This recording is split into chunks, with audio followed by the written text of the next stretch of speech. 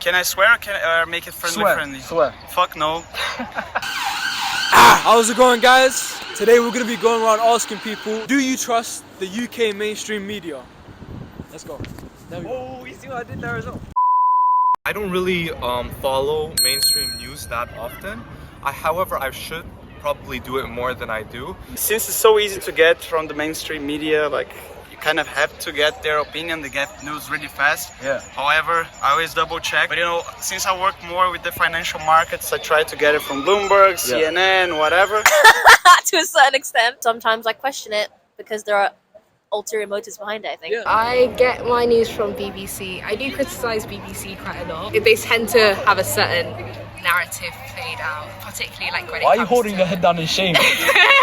What made you make TikTok your reliable source? What, is it just because you're on it, or? Because I'm on it, it's so accessible. Also, you can see what other people are thinking, like in the comments. It's very easy to just see, okay, this person thinks this person thinks that. And I like to know other people's perspectives. If I'm reading the news, I don't know what other people are thinking. Yeah. And I kind of like to know what other people are thinking. You need to understand the vibe. Exactly. Mainstream media can be very biased. To get almost like a holistic point of view, I prefer it coming from a neutral person rather than a large corporation, I'd say. However, I do think that some news articles, sources are reliable. However, they always have a bias and you have to check their bias. Is there an incentive to spread a certain narrative, you think? Of course, they have to make money. In the end, since it's a private-owned company, whatever, the more they outrageous the story, the more it gets people's attention, the more money they make. Do you think, would you trust independent small creators, telling their piece of the news? Or do you trust the bigger corporations? Depends on their source. I would probably trust the small people more because I feel like they have less to gain.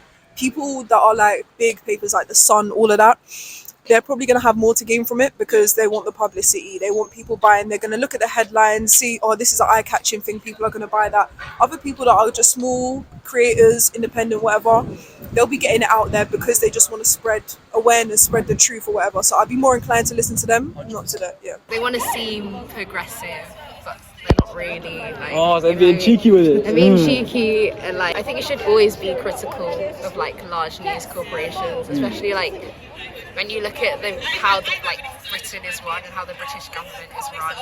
It makes sense to criticise large corporations on the way how they cover news. American news corporations, British news corporations, they would side with, I feel as though, their governments rather than opposing them because of certain regulations and powers that they could control with, and especially with many news outlets seeking in-depth, exclusive information, perhaps within governments. I enjoy short-form content because it's relatable, it's easy to understand, and it's more engaging. Big corporation news, I don't find it as relatable.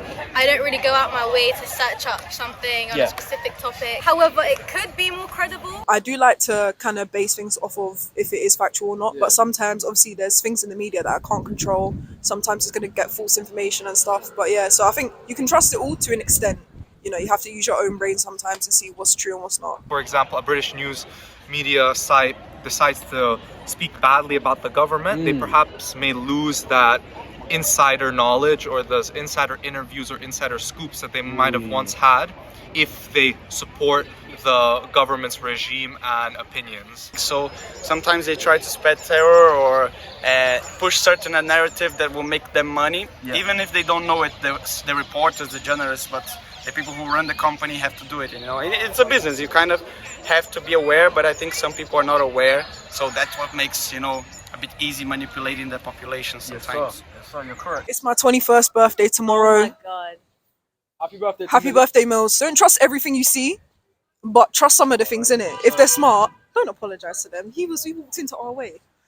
So overall, if you were to sum it up, do you trust the big corporations, or sum up your main point in a sentence? I would say that the big corporations are good to trust with statistics, facts, and non-opinionated knowledge. However, once you see bias, that's when you should look elsewhere and expand your knowledge. That's a really good insight. Do you believe that the UK media, do you believe the UK mainstream media? Do you trust the UK mainstream media? Let's go. Oh, you see what I did there as well? Oh, wait.